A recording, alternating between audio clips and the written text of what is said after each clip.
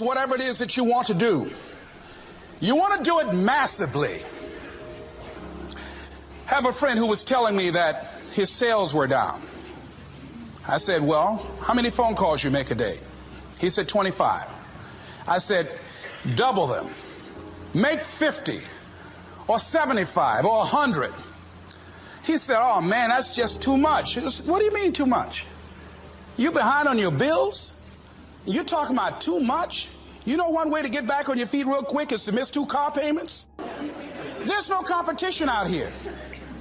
Decide that you're going to push yourself. Most people won't do that. Most people give up on themselves easily. You know the human spirit is powerful.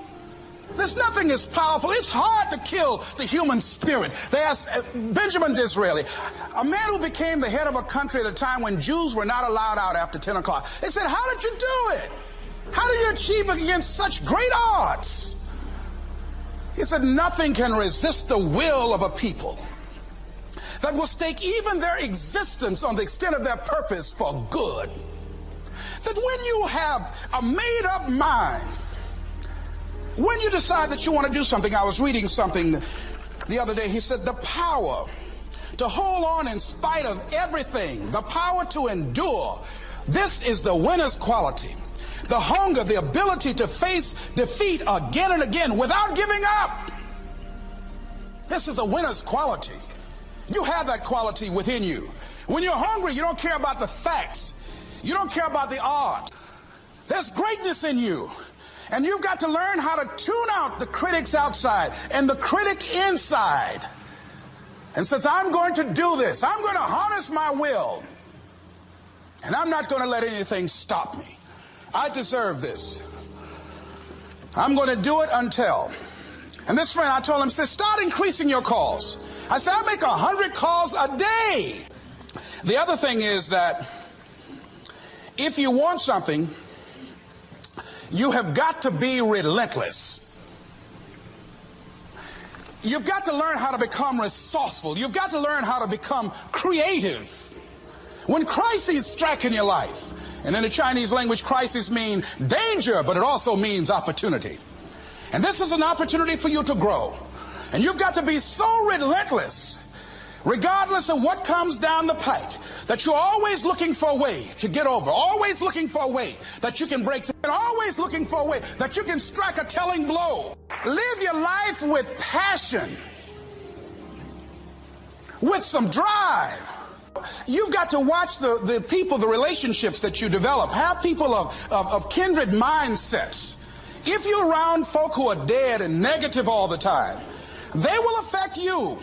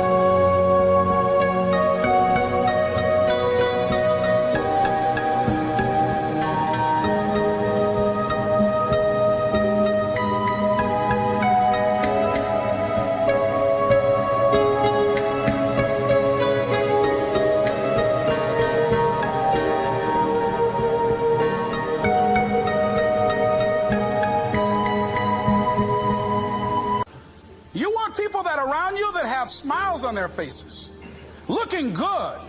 So you've got to watch your countenance, watch your face, have an uplifted expression, watch your body posture. All of these things affect you psychically. You got to be the kind of person that you are fearless. You are unstoppable.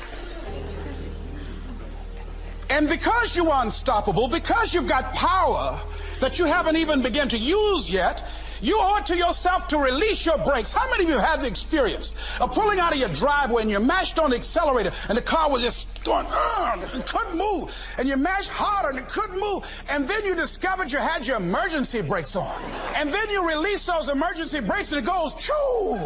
Have you ever had that experience before? Most of us go through life with our brakes on, holding back, not giving all that we have, not sharing all of ourselves.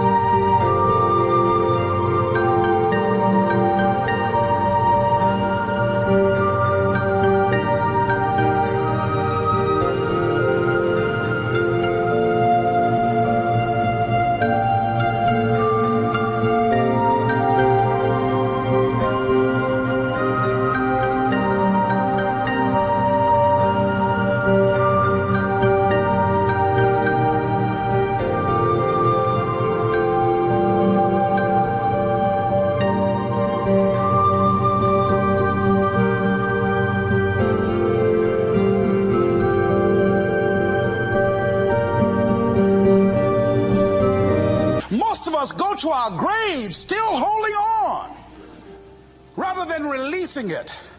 What are some of those things that keep us from releasing it? Because of past experiences, past defeats, past pain. We look back, well, it didn't work out then.